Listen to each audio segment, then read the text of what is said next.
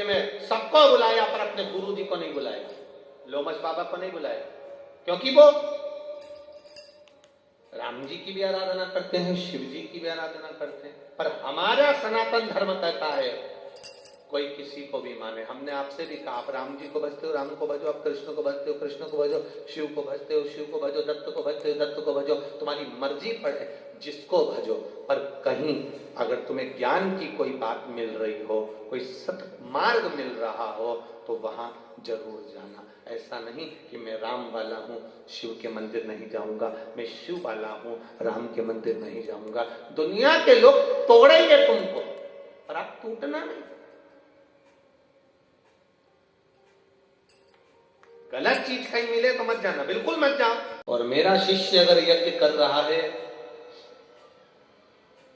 तो मुझे जाना चाहिए, गुरु है। चेला शिष्य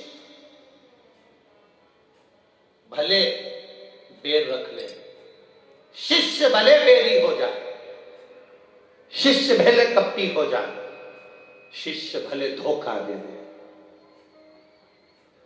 शिष्य भले विश्वासघात कर दे, पर गुरु गुरु होता है। गुरु गुरु है। कितना सुंदर संवाद है। एक गुरुजी स्नान करके आ रहे थे और एक ईर्षा रखने वाला पेड़ पर चढ़ गया, मुंह में पान भर के बैठ गया, तंबाकू भर के बैठ गया, पान भर के बैठ गया। गुरुजी आए गंगा नहा के, इसने थूक दिया, फिर गंगा नहा कर आए, फिर थूका, फिर गंगा नहा कर आए, फिर थूका, बार बार थूका गया, मुंह में पूरा थूक खत्म हो गया। अंत में वो नीचे आ गया, पेड़ पे से नीचे उतर कर आकर गुरुजी से कहा, क्षमा करिए, मैंने इतनी बार थूका, मैंने इतनी बार आपके ऊपर पान थूका, गुटखा थूका, आपने एक बार भी पलट कर जवाब नहीं दिया गुरुदेव। गुरुजी ने कहा, मुझे तेरे चरण पकड़ लेने दे। गुरु ने शिष्य के चरण पकड़ लिए, रोज गंगा की एक डुबकी लगाता था, आज तेरे चक्कर में 108 बार लग गई, ये तेरी ही तो कृपा। बुरे वो भी बुरे, ये भी कथाकार बुरे, वो भी कथाकार बुरे, ये भी बुरा वो भी बुरा। प्रत्येक व्यक्ति अगर गंदा नजर आने लगे, हर एक व्यक्ति में गलतियां दिखने लगे, तब सामने वाला व्यक्ति गलत नहीं है, तुम गलत हो जो तुम्हें हर एक व्यक्ति गलत नजर आ रहा। शिष्य धोखा दे देगा, विश्वासघात कर देगा, शिष्य गाली दे देगा, शिष्य अपशब्द कर देगा, शिष्य गुरु की बहुत सी गलतियां गिना देगा, तो भी गुरु गुरु होता है। वो अपने चेले के लिए कभी बुरा नहीं चाहेगा, तो भी आशीर्वाद दे देगा, जा बढ़ लेना, जहां रहे तो खुश रहना, मस्त रहना, अपनी जिंदगी आनंद में जी। वो गुरु होता है।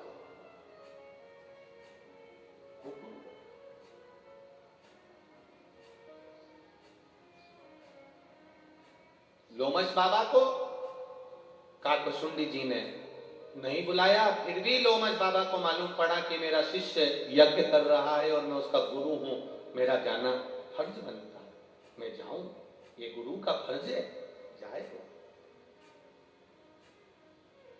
बहू गुस्से में आ जाती है तो सास से बात करना बंद कर देती है। बोलो री, छत्तीसगढ़ की जीजिए, सही है कि गलत है? बहू गुस्से में आती है, सास से बात करना बंद कर देती है। बेटा गुस्से में आता है, अपने पिता से माता से बात करना बंद कर देता है। पर इसमें कितने माता पिता ऐसे बैठे हैं, कितनी सास ऐसी बैठी है कि वो बहू गुस्से में आती हो, सास और बहू का झगड़ा हो जाता है, बहू सास से उपट कर बात नहीं करती, पर केवल एक घर की माँ ऐसी होती है तो भी वो उपट कर बात कर ही लेती है, क्योंकि वो भुलाना चाहती है हर एक दुख, तो भी कह देती है, कोई बात नहीं, जान। कई बार तो देवरानी जेठानी आपस में कह देती है, जब उसका झगड़ा करके गई तो तुम काय को बोल रही हो, चाय दे क्या दिया, बेचारी को चाय दिया, वो नहीं पी के गई है, जा दिया। अभी तो लड़के गई तुमसे, फिर गाय को चाय दे रहे हो, बस तू तो चली जा, दिया उसको चाय, जा उसको चाय। काकशुंडी जी यज्ञ में पूजन करा रहे थे, ब्राह्मण देवता उनके पास में बैठे हुए थे, ये आहुतियां डाल रहे थे, आहुतियां। यज्ञ करवाने वाला दोनों को इस बात का विचार रखना चाहिए कि कोई विद्वान अगर यज्ञ के अंदर आया है तो पहले खड़े होकर उसका आदर होना चाहिए, सम्मान होना चाहिए। पर यज्ञ कराने वाला और करने वाला दोनों को ये चीज का स्मरण होना चाहिए कि कोई विद्वान हमारे यज्ञ में आया है, कोई गुरु, कोई सतमार्गी, भले गांव का कोई बड़ा बुजुर्ग, विद्वान बुजुर्ग, कोई गांव का, एक छोटे से गांव में भी कोई विद्वान पंडित होता है, वो भी अगर हमारे यहाँ यज्ञ में आकर खड़ा हो जाए, उसका आदर करना चाहिए, सम्मान करना चाहिए। उसको नहीं आता कुछ भी तो भी आदर करिए, सम्मान करिए, क्योंकि उस गांव का वो बुजुर्ग पंडित ने पूरी जिंदगी इन गांव के लोगों में लगा दी। उसका आदर होना चाहिए, उसका सम्मान होना चाहिए। अब नवयुवक लड़के आजकल के जमाने के सोचते हैं हम तो इतने विद्वान हैं, हमने तो वहां पढ़ाई करी, हमने तो वहां पढ़ाई करी, ये गांव का पंडित किस काम का। ना ना ना, तुम आज पढ़कर आए हो, नाम आज तक वो पंडाओं ने जीवित रखा है, घाट पर बैठकर नाम लिखते हैं और उन्होंने जीवित रखा आपके पूर्वजों का नाम। आपको प्रसन्नता होना चाहिए। अगर ये बुजुर्ग नहीं होते तो तुम्हारे पिता और दादा के नाम को लोग भूल गए होते। उसमें दुख नहीं, उसमें प्रसन्नता होना चाहिए। ये प्रसन्नता का गुरु के दरवाजे पर जाओ तो कभी अहंकार रख कर मत जाओ, माता पिता के पास जाओ तो कभी अहंकार रख कर मत जाओ, कभी अभिमान रख कर मत जाओ। अभिमान से परे, अभिमत्ता से, अहम से परे जाओ। जब शिव कथा कर रहे हैं, भगवान शंकर का चरित्र कर रहा है, लोमश बाबा चले गए काकभूषुंडी जी के यहां, यज्ञ कराने वाले यज्ञ करा रहे थे, यज्ञ करने वाला था, लोमश जी को देखकर नहीं उठे। लोमश जी तो भी कुछ नहीं बोले, क्योंकि गुरु है। गुरु को जानना बड़ा कठिन है, बहुत कठिन। आज के जमाने में तो गुरु की पहचान भी नहीं होती। लोगों को लगता है बहुत सारा ज्ञान दे दिया तो गुरु जी होगा। ना ना ना ना,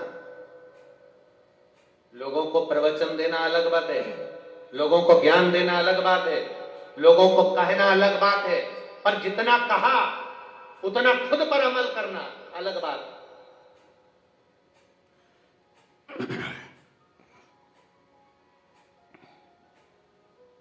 एक पंडित जी ने एक कथाकार थे, उन्होंने प्रवचन में कह दिया, उन्होंने कहा चतुर्मास चल रहा है, बैंगन नहीं खाना चाहिए।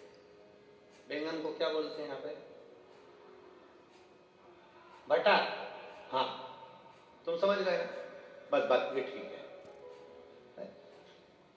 पंडित जी ने प्रवचन में कह दिया भटा नहीं खाना चाहिए, बैंगन नहीं खाना चाहिए, दोष। चतुर्मास में 4 महीना ना खा। अब पंडित जी प्रवचन देकर घर गए, पत्नी ने मूंग की दाल रोटी रख दी। पति ने मूंग की दाल रोटी जो देखी तो गुस्सा में लाल हो गया। बबू, कल मैं भटा लाया था, तूने बनाया नहीं।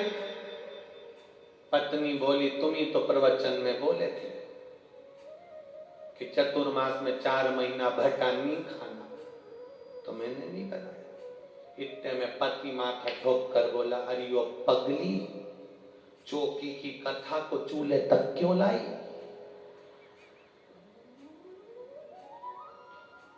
मतलब कथा दूसरे के लिए हो सकती, खुद के लिए नहीं है। जितना प्रवचन में कहे एक प्रवचन करने वाला, जितना कथा कहने वाला कथा में कहता है, उतना खुद भी अमल करे, तब राष्ट्र सुधरने में देरी नहीं करेगी, राष्ट्र संवर जाएगा। शिवजी का भजन करते थे, पर गुरु का अपमान मेरा महादेव सह नहीं पाएगा। भले काकभूषुंडी शंकर का भजन करते थे, पर अपमान नहीं सहना। कल की कथा आज आई है, तुम्हें जवाब नहीं देना है। तुम खुश होना, तुम आनंदित होना, तुम प्रसन्न होना। जवाब देने के लिए वो बैठा है। एक कथा याद आती है। एक पति पत्नी मॉडर्न खूब डेंटिंग पेंटिंग करे हुए, लाइन खींची, डब्बा भरे हुए, इधर से नीली, इधर से थोड़ी सी ब्राउन ब्राउन। हमारे तो बाल भी नहीं है, नहीं तो लटका के बता देते हैं। ऐसी नीचे से, फिर इधर से, फिर तलम व सुरमा, और गले में एक नेकलेस, वो भी कला दबता हुआ। ऐसा लग रहा है जैसे सुसाइड करने जा रहे। ऐसी भयंकर। चलिए, पति के साथ में पर्स हिलाती हिलाती जा रही थी। पीछे की आवाज या एलईडी, ध्यान रखिए। पर्स हिलाती हिलाती जा रही है, और जब पर्स हिलाती हिलाती जा रही है, पर्स हिलाती हिलाती जा रही, तो वहां से एक संत आ रहे थे। संत तो संत होता है, साधु तो साधु होता है। संत संत है, साधु साधु है। संत आ रहे थे, ये दोनों पति पत्नी जा रहे थे। संत ने एक खड्डे में पानी भरा था, और संत उस खड्डे में कूद गए। कूदे तो कीचड़ पत्नी के ऊपर चले गया। पत्नी पर गया तो पति को गुस्सा आ गया, उसने संत की गिरबान पकड़ ली, और संत की गिरबान पकड़ के 2 धड़के दिया। बुढ़े, अकल नहीं तुझमें? मूर्ख,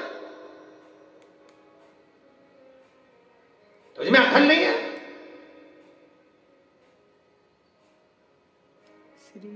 तेरी अकल मारी गई क्या? तेरी बुद्धि मारी गई क्या? और हाथ मोड़ दिया। संत कह रहे, भैया मैंने क्या करा वो तो बताओ।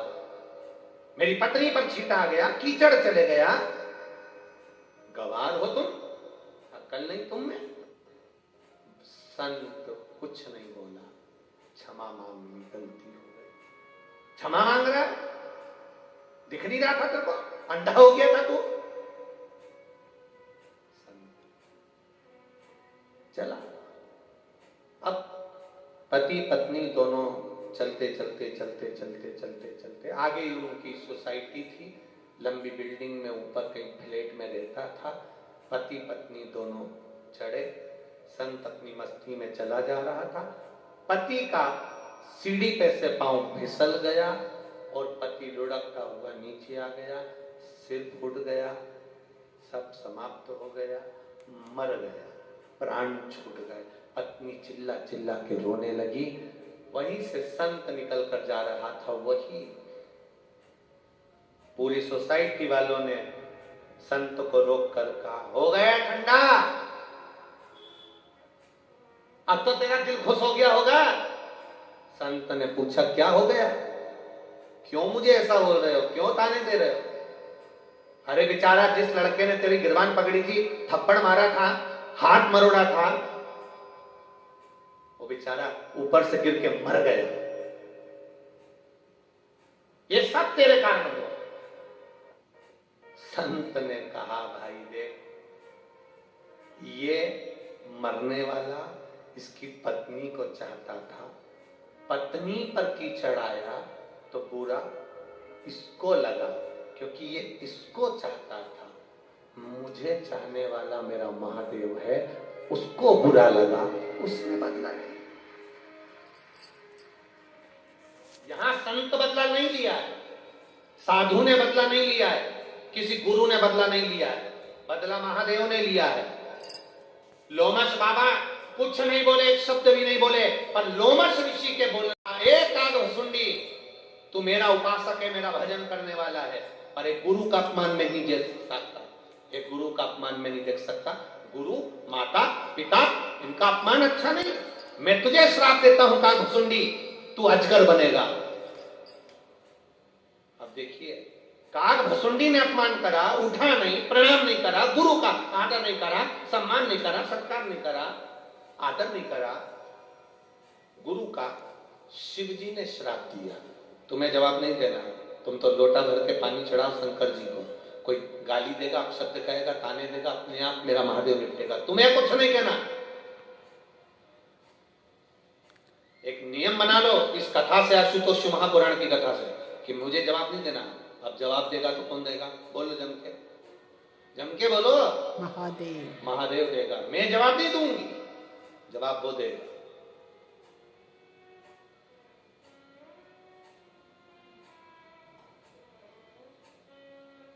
देगा, बैठा है, बैठा। काकभुसुंडी जी, तुम्हें श्राप देता हूं कि तुम अजगर बनोगे। काकभुसुंडी जी तो उठकर खड़े हो गए, पर लोमश ऋषि की आंख में से जल बहने लगा।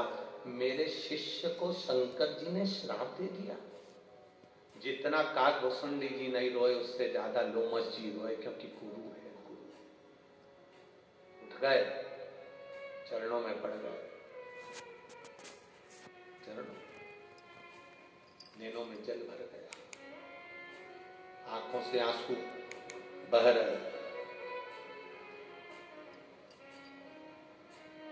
तब शिवजी राजी नहीं हो रहे, तब लोमश ऋषि ने अपने शिष्य को सर्प की योनि से मुक्त करने के लिए रुद्राष्टक का पाठ किया। क्षमा करिए, क्षमा करो, हे शिव क्षमा करो, हे त्रिकालदर्शी क्षमा करो। इस चैनल को लाइक करें, शेयर करें, सब्सक्राइब करें और बेल आइकन भी दबाएं। श्री शिवाय नमस्तुभ्यं, श्री शिवाय नमस्तुभ्यं।